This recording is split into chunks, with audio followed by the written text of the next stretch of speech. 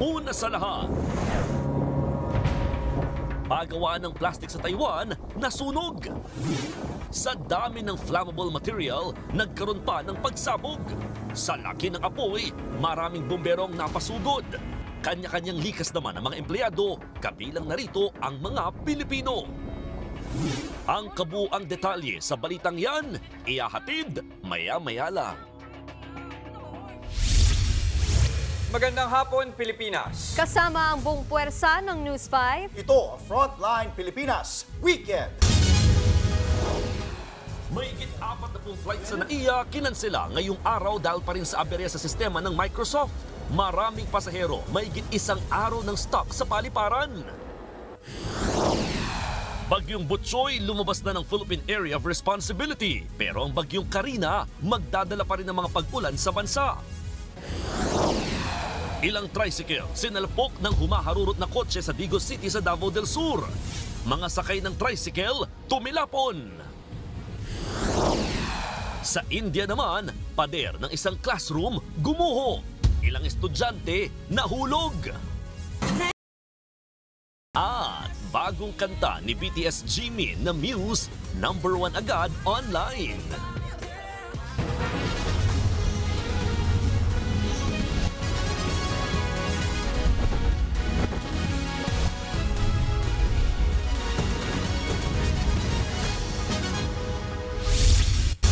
Perwisyo ang dala hanggang ngayon ng pumalyang sistema ng Microsoft sa mga Pilipinong babiyahe sana ngayong weekend.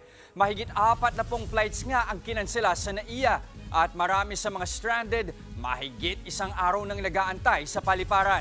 Nasa frontline ng balitang yan, si Elaine Fulgencio. Napilitang magpalipas ng gabi ang pamilya ni Nanay Remy sa NAIA Terminal 3 matapos makansilang kanilang flight papuntang Davao. At dahil may kasamang bata, naglatag na lang sila ng mahihigaan ng anak. Mahirap po talaga kasi pag gusto niya pong matulog, kailangan po siyang nakahiga po kami dalawa kasi nga po gusto niya dumede. Kaya dito na lang po kami kasi wala na din pong space. Wala na ding magandang space po din sa sa labas. Kaya dito na lang po kami natulog. Alas 7 ng umaga kahapon, nasa airport na sila para hindi mahuli sa 7 p.m. sanang flight. Pero dahil sa global IT outage na nangyari kahapon, maraming flight sa iba't ibang bansa ang naapektuhan kabilang ang Pilipinas. Ang OFW namang si Jeneline, walang magawa kundi magpalipas din ng magdamag sa airport matapos makansela ang flight. Kauuwi lang niya sa Manila mula Saudi Arabia at pauwi na sana pa Iloilo kaninang alas 7 ng umaga. Tinulungan naman daw sila ni Nanay Remy at Jeneline ng airline sa pag-rebook ng kanilang flights. Marami nga dito, tingnan nyo, yung nakatulog na sa simento, marami. Iwan, ano nangyari nga, ba't ganito yung nangyari? Pinagalitan na nga ako dito kanina, na bawal daw dito. Dalawa kami dito ng kasama ko, kumain siya. Bawal talaga dito natulog-tulog kami dito. Siyempre, sobrang antok, pagod din yun yung kasama ko na yun. Tapos yun, tiisin na lang muna kasi mamaya makaalis naman siguro. Ayon sa pamunuan ng Manila International Airport Authority, nasa 45 flights ang kanselado ngayong araw. Muli namang iginiit ng Department of Information and Communications Technology na ang nangyaring global IT outage ay hindi umano cyber attack. This is not a hacking incident. This is not a cyber attack. It's caused by faulty update ng security provider ng Microsoft. Abiso naman ng pamunuan ng MIA sa mga pasahero, i-check muna ang flight details bago magtungo sa NAIA. Nagbabalita mula sa Frontline, Elaine Fulgencio, News 5. Dama rin sa ibang bansa ang nangyaring aberya sa sistema ng Microsoft. Daang engineers ng araw ang kumakayod para ayusin ang issue. Nasa frontline ng balitang yan si Gerard de la Peña. Mahaba pa rin ang pila sa mga paliparan sa Amerika. Kahit balik operasyon na matapos ang global cyber outage kahapon, maraming flights pa rin ang delayed o di kaya ikanselado. Sa datos ng data tracker na FlightAware, nasa 4,000 ang delayed habang higit 1,000 ang cancelled. Sa Mexico, daan-daang pasahero pa rin ang stranded dahil hindi pa tiyak kung kailan marereschedule ang kanilang flight. Nagkaroon din ng matinding traffic sa border ng Amerika at Mexico. Natatagalan kasi sa pagtawid sa International Bridge dahil sa problema sa system ng Customs and Border Protection. Problemado rin ng mga pasahero sa India dahil delayed pa rin ang ilang flights ngayong araw. Habang sa Kuala Lumpur International Airport sa Malaysia, tuloy-tuloy naman na ang operasyon. Pero mano-mano ang check-in, kaya mahaba ang pila. Pero bukod sa mga airport, naapektuhan din ang operasyon ng mga bangko at railway system, gaya na lang sa Japan. Sa ngayon, balik operasyon ng ilang fast food restaurant matapos ding hindi gumana ang kanilang cash register. Biyernes nang biglang pumalya ang Microsoft system na ginagamit ng karamihan ng mga kumpanya sa buong mundo. Naglabas kasi ng update ang CrowdStrike, isang IT security platform na tumutulong na mapigilan ng cyber attacks. Ang problema, naapektuhan ng update ang system ng Microsoft. Sa isang post sa X, nilinaw ng CEO ng CrowdStrike na hindi security incident o cyber attack ang nangyari. Tiniyak din nilang protektado ang kanilang mga customer. Natukoy na raw nila ang issue at inaayos na ito. Humingi rin sila ng sorry sa nangyari at sa lahat na naapektuhan. Ayon naman sa head ng Microsoft Security and Compliance, daan-daang engineer na raw nila na ikipagtulungan sa CrowdStrike para maresolba ang issue. Nagbabalita mula sa Frontline, Gerard de la Peña, News 5. Sa ibang balita, ilan pang video ng pagpapahirap sa mga biktima ng illegal na pogo ang inilabas ng Presidential Anti-Organized Crime Commission. Kaya't para mapigilan na ang mga illegal na operasyon, isang task force ang binuo laban sa mga pogo at scam farms. Nasa frontline ng balitang yan, si Rainiel Pawi. Hubot-hubad ang lalaking ito habang kinukuryente sa dibdib. Nakatali naman sa frame ng kama ang isa pa habang kinukuryente ang kamay. Dalawa lang yan sa 15 torture videos na hawak ngayon ng Presidential Anti-Organized Crime Commission o PAOC. Ang mga pang-aabuso kuha raw sa loob ng iligal na pogo na sinalakay kamakailan sa Bamban, Tarlac at Porac, Pampanga. Magpapadala ng torture videos itong mga sindikato. Pinadadala sa pamilya dahil ang pamilya yung pinagbabayad nila eh. So ngayon yung pamilya humihingi ng tulong sa Chinese Embassy or embassy concern, kung Malaysian siya o Vietnamese, papadala sa embassy. Yung embassy naman pinadadala sa amin. Sa isang forum sa Clark, Pampanga, pinakita rin ng PAOK ang iba pang video ng pang-aabuso. Kung hindi kinukuryente, hinahambalos naman ng baseball bat ang ilan. Kasunod ng mga lumabas na torture video, bumuo ng task force ang Department of the Interior and Local Government at pulisya para mahigpit na ipatupad ng mga mayor ang pag-inspeksyon sa mga establishmento sa kanilang lugar tulad ng mga pogo. With all of the visitorial powers na sinabi na given to the mayors, given to each national and local agency, pagsasamahan nito para lamang i-mapping out ang mga illegal activities on the ground ng lugar. Pabor dito ang Pampanga government, lalo't tila lumalabas daw na walang alam ang mga local government unit sa mga illegal na pogo sa kanilang lugar. Partikular ang mayor ng Porac na si Jing Capil. Sabi niya, hindi niya alam, hindi niya kilala yung investor, at saka hindi niya alam na natayo lahat yung 46 building na yon. Para rin makasiguro ay tinutulak ngayon ang paglalagay ng 24/7 monitoring kahit sa mga legal na pogo establishment. Sa datos ng PAGCOR, mayroong 45 legal na pogo sa bansa. Nilinaw naman ng pulisya na hindi sangkot sa operasyon ng illegal na pogo ang mga pulis na narelieve kamakailan sa pwesto sa Bamban at Porac. It's more of their incompetence, not their involvement. But incompetence, bakit nagyayari po to? Kaya po sila nare-relieve. Nagbabalita mula sa Frontline, Rainiel Pawid, News 5.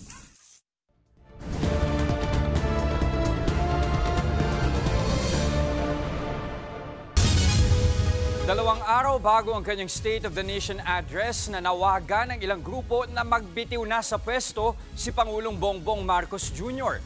Sa isinagawang People's Zona sa Liwasang Bonifacio sa Maynila, iginiit ng mga rallyista na sa 2 taon niyang panunungkulan ay wala namang natupad sa mga pangako ng Pangulo. Lalo pang araw tumaas ang presyo ng mga bilihin. Nagdala pa sila ng mascot na pinangalanang Kokey. Tila patama ito sa Pangulo na dati ng pilit isinasangkot sa iligal na droga. Para naman tiyakin ang seguridad ng mga pupunta sa Batasang Pambansa sa Lunes, babarilin daw ng mga pulis ang mga makikitang drone sa mismong araw ng sona ni Pangulong Bongbong Marcos Jr.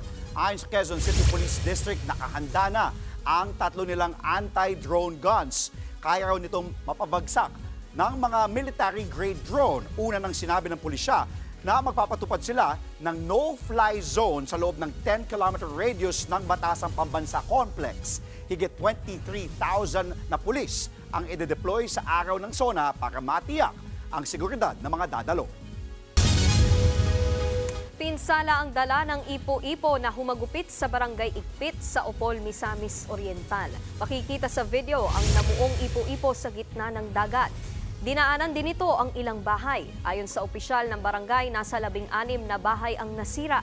Mabuti na lang at walang nasaktang residente. Ayon sa Pag-asa, nabubuo ang ipo-ipo sa pag-angat ng mainit na hangin at pagbaba ng malamig na hangin. Susunod, residential area sa Las Piñas nasunog, ilang bahay naabo. Metro Manila Subway Project at pag-aayos ng EDSA Santolan Flyover magdudulot ng traffic ngayong weekend. At simbahan sa Texas sa Amerika natupok. Lahat ng yan sa pagbabalik ng Frontline Pilipinas Weekend.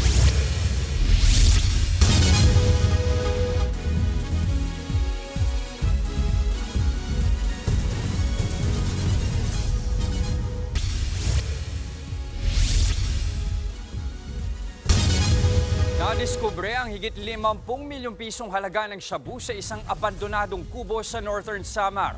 Habang sa Quezon City, nasabat ang halos 7 milyong pisong halaga ng marijuana sa isang big-time courier. Nasa frontline ng balitang yan, si Ian Suyu. Nakumpiska ang bloke-blokeng marijuana sa buy-bust operation sa Cubao, Quezon City kagabi. Nagkakahalaga ang mga ito ng halos 7 milyong piso. Nakuha ang mga droga sa lalaking driver ng van for rent pero umi-extrang big-time courier ng droga. Ayon sa mga otoridad, galing pa sa Mountain Province ang mga marijuana. Inamin ng suspect na tagahatid siya ng droga at binabayaran siya ng 1,000 piso kada bloke. Arestado ang isang high-value individual sa Batangas Port sa Batangas City noong Miyerkules. Nakuha sa kanya ng PIDEA ang kalahating kilo ng shabu na nagkakahalaga ng 3.4 million pesos. Timbog ang isa pang high-value target sa Cotabato City nitong Miyerkules. Nakuha mula sa kanya ang 2 sachet ng shabu na may halagang higit 1.3 million pesos. Ayon sa PIDEA, nagbabagsak ng droga ang suspect sa Cotabato City at ilang bayan sa Lanao del Sur. Tumambad naman ang higit 50 milyong pisong halaga ng shabu sa abandonadong kubo sa San Isidro, Northern Samar noong linggo. Base sa investigasyon, nakadiskubre ng shabu sa kahon ang anak ng may-ari ng kubo at kanyang mga kaibigan. Napagkamalan nila itong tila tawas kaya tinago na lang sa kubo. Kalaunan ay lumipat ng bahay ang kanilang pamilya sa kabundukan at inabandona ang kubo. Iniimbestigahan ngayon kung saan galing ang droga. Nagbabalita mula sa Frontline, Ian Suyu, News 5. Sa ibang balita, nasunog ang isang residential area sa Talon 4 sa Las Piñas kahapon. Nagngangalit na apoy ang sumalubong sa mga bumbero. Inabot na mahigit 1 oras bago naapula ang sunog. 3 bahay ang naabo. 2 naman ang nasugatan. Ayon sa Bureau of Fire Protection, aabot sa 900,000 pesos ang halaga ng natupok na ari-arian. Inaalam pa ngayon ang pinagmulan ng sunog. Sa pool sa video ang pagbangga ng kotse sa ilang tricycle sa Digos City, Davao del Sur. Nakahinto sa stoplight ang mga tricycle pero ang kasunod nilang kotse nagdire-diretso at inararo ang mga tricycle. Sa lakas ng impact, tumilapon pa ang mga pasahero. Agad namang sinaklolohan ng mga tao sa lugar ang mga biktima. 4 ang sugatan, 3 sa kanila ang nasa ospital ngayon. Tikom ang bibig ng driver kung bakit siya nakadisgrasya, pero nangako siyang sasagutin ang pagpapagamot ng mga biktima.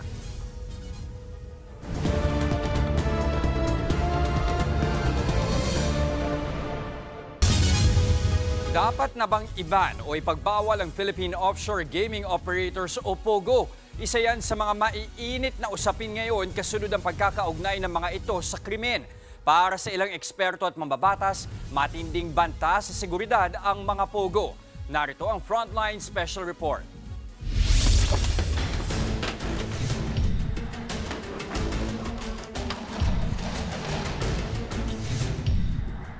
Naging pugad daw ng krimen ng mga Philippine Offshore Gaming Operators o POGO.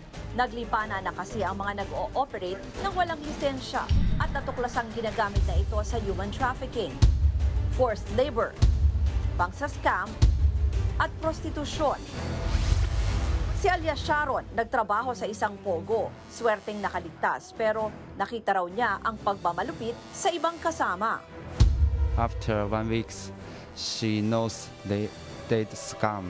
The management take her to another room, let her see they beat another people, and told her, if you doesn't want to work, we will beat you like them. Sa sona ni Pangulong Bongbong Marcos noong 2023, wala siyang naging pahayag tungkol sa Pogo. Saan po yung bahay ninyo nung ipinanganak kayo? Your Honor, hindi ko na po alam.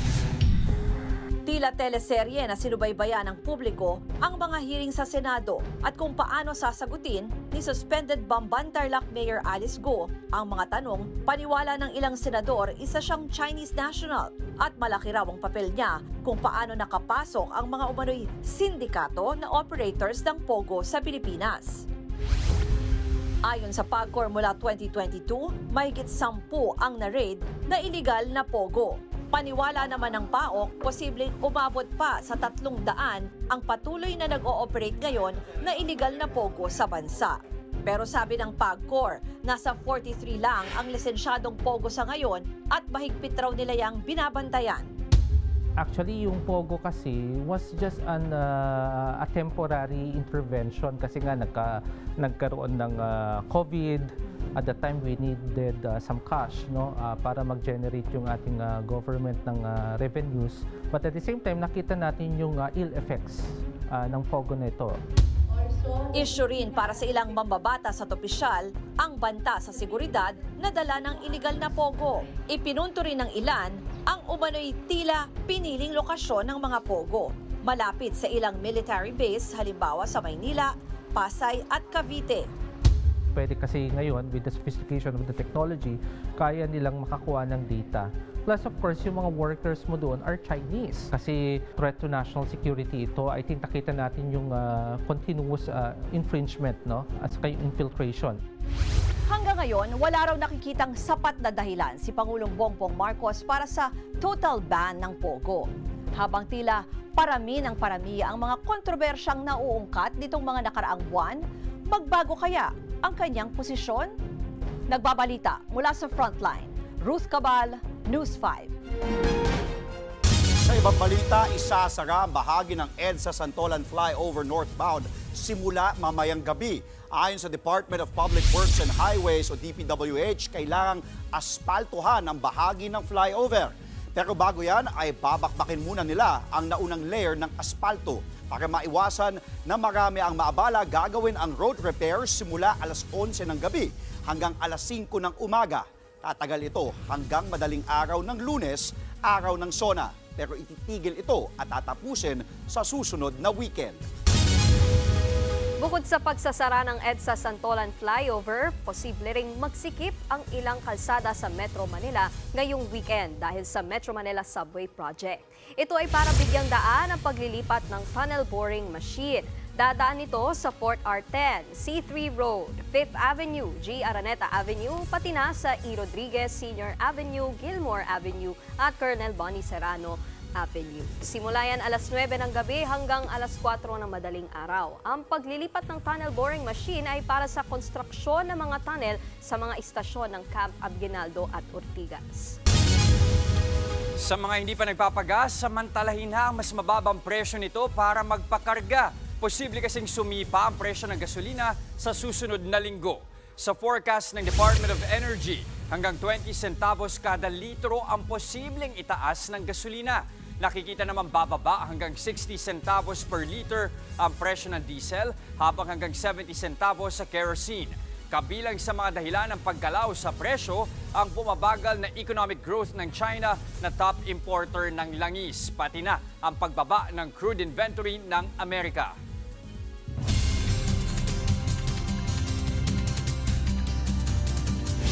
Usapang panahon naman tayo mga kapatid, nakalabas na sa Philippine Area of Responsibility ang Bagyong Butchoy. Ayon sa Pag-asa, huling namataan ang Bagyong Butchoy sa layong 545 kilometers ng kanluran ng Iba, Zambales. Samantala, nananatili pa rin sa loob ng Philippine Area of Responsibility ang Bagyong Karina na nasa 630 kilometers silangan ng Kasiguran, Aurora. Lumakas pa ang taglay na hangin nito na aabot sa 65 kilometers per hour at bugsong aabot sa 80 kilometers per hour. Bumagal naman ito sa 15 kilometers per hour habang kumikilos pakanluran, hilagang kanluran. Ayon sa Pag-asa, walang direktang epekto ang dalawang bagyo sa ating weather system, pero patuloy nitong pinalalakas ang southwest monsoon o ang hanging habagat na magpapaulan sa malaking bahagi ng bansa. Susunod, pader sa itaas na classroom ng isang eskwelahan sa India. Gumuho, ilang estudyante nahulog. Pabrika sa Taiwan na may ilang nagtatrabahong Pinoy nasunog. At pambato ng bagyo na si Krishna Gravides, uwagi bilang bagong Miss World Philippines. Huwag kayong bibitiw mga kapatid, magbabalik ang Frontline Pilipinas Weekend.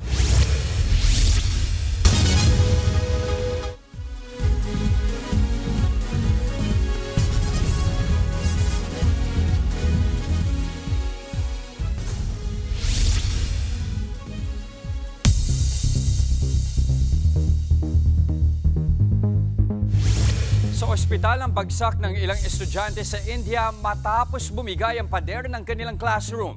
Sa Israel naman, sapul sa video ang isang drone attack. Yan at iba pa sa Frontline News Abroad ni Elaine Fulgencio. Sa video na ito, makikita ang paglipad ng isang drone sa kalangitan ng Tel Aviv sa Israel noong Biyernes ng madaling araw.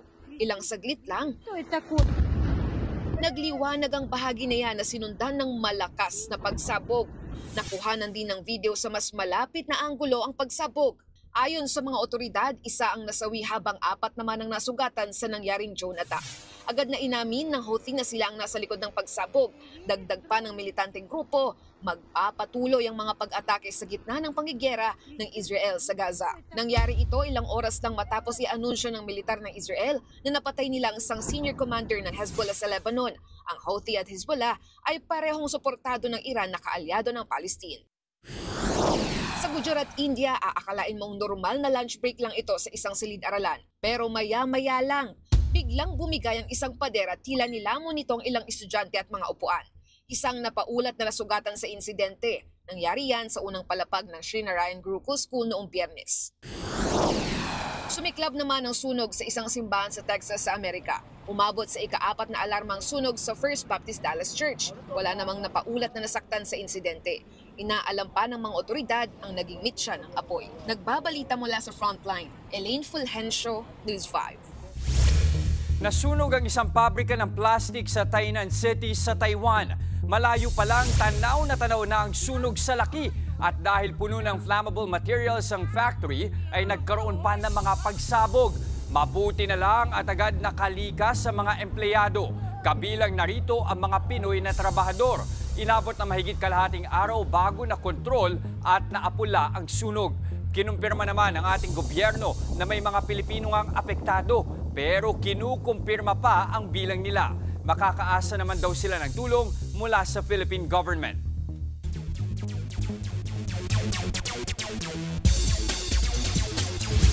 Dalawang panalo na lang kailangan ng Strong Group Athletics para makuha ang kampyonato sa 43rd William Jones Cup.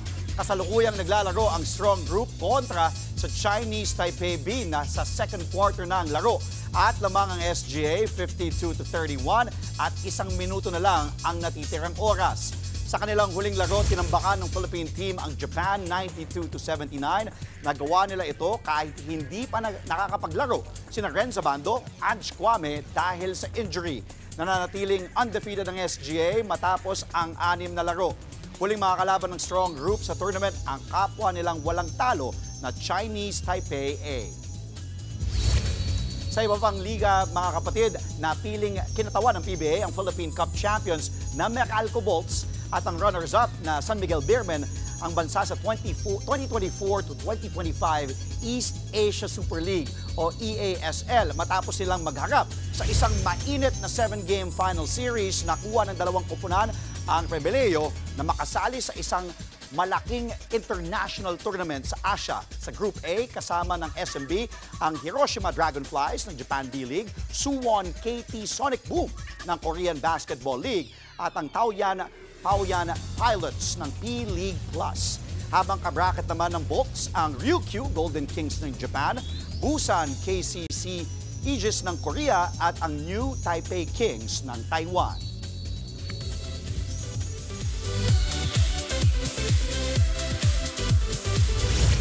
Itinanghal na bagong Miss World Philippines si Krishna Gavides ng Baguio. Umangat ang ganda ng Baguio Beauty mula sa 33 kandidata ng kompetisyon. Bago ang Miss World PH crown, siya ang nagwaging Miss Charm Philippines last year matapos makapasok sa top 5 ng Miss Universe Philippines 2023. Yun nga lang, isinuko niya ang koronang yan para makasali sa Miss World Philippines ngayong taon. Bukod kay Krishna, wagi rin si Jasmine Omay bilang first princess. Habang second princess naman si Sofia Santos. Si Dia Mate ng Cavite naman ang Reyna Hispano-Americana Pilipina. Miss Multinational Philippines naman si Nikki Buenafe at Miss Tourism Philippines naman si Patricia Tapia. Habang Face of Beauty naman si Jean Villasano. Susunod, mga kapatid nating PWD nakiisa sa isang fun run bilang pakikibahagi sa National Disability Rights Week. Tuloy-tuloy ang balitaan sa Frontline Pilipinas Weekend.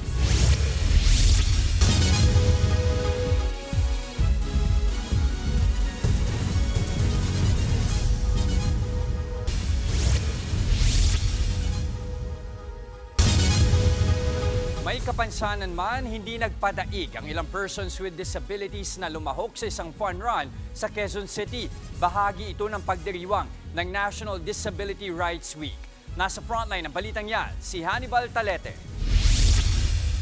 Tulak-tulak ang kanyang asawang naka-wheelchair. Inikot nila Aling Judith ang academic oval sa UP Diliman kanilang umaga. Isa sila sa mga lumahok sa fun run bilang bahagi ng National Disability Rights Week. Para doon sa mga disability, kasama ng asawa ko, para magkaroon ng encouragement ba, na hindi kahit disability, pwedeng sumali sa mga ganitong event. Bukod kay Aling Judith at ang kanyang asawa na may Parkinson, kasama rin nila na lumahok ang dalawa nilang anak. Ikinatuwa naman ni Aling Mercedes, isang PWD mula sa San Juan, ang programa ng pamahalaan. Nakakatulong sila para maging social awareness ka, yung capability mo na makipagmingga sa kapwa mo at saka hindi mo kapwa disability. As a person kasi we are not disabled because we are able to do everything that we can. Halos papuno ang oval ng mga lumahok sa programa. May mga kapansanan o wala, nag-enjoy sa takbuhan.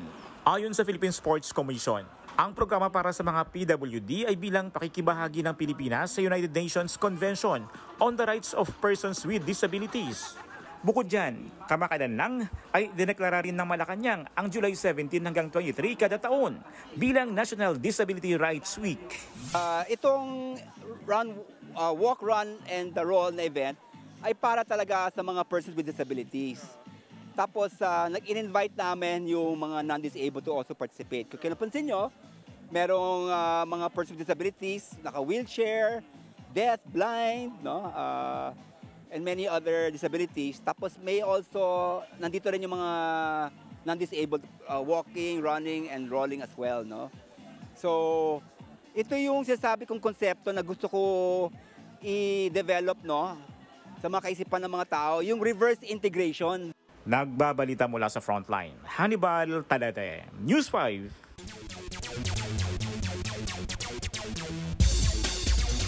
Mga kapatid, isa na namang dominanteng performance ang ipinamala sa Batang Gilas, Pilipinas sa FIBA Under-18 Asia Cup 2024 Siaba Qualifiers. Matapos tambakan ang host country na Malaysia sa kanilang tournament opener, tinalo naman ngayon ng Batang Gilas ang Thailand 87-53. Muling nanguna para sa Pilipinas si Andy Hemao na nagtala ng 19 points, 4 rebounds at 3 steals para makuha ang kanilang ikalawang panalo.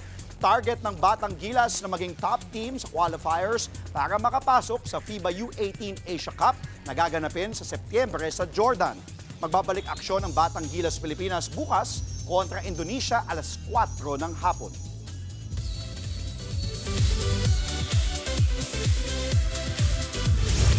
Para naman sa BTS fans, isang araw pa lang ang nakalilipas, nag-number 1 na agad ang bagong album ni Jimin na Muse. Agad pinusuan ng isa pang panalo, umabot na sa 1 milyong piso ang naipamahagi sa pilot week ng bagong programa ng bayan na Will to Win. Kabilang dyan ang mga kapatid nating wagi ng 100,000 pesos at 50,000 pesos. May isa ring maswerteng nag-uwi ng brand new Photon car. Panalo sila matapos matawagan ni Kuya Willie sa Hello Willie. Wala nga raw lugi dahil team bahay o studio audience pwedeng manalo sa Will to Win. Nabibigyan din kasi ng panalo ang mga napipiling maglaro sa Hep Hep Hooray. Patunay ito sa commitment ni Kuya Willie na hindi lang host kundi creative director din ng show.